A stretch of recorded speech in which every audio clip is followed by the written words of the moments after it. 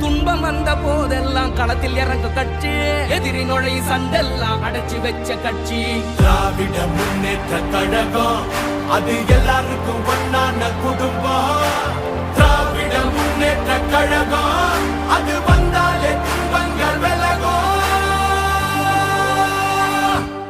எந்த சாவா இருந்தாலும் சார் எங்களை ஆள முடியாது. இது தமிழ்நாடு.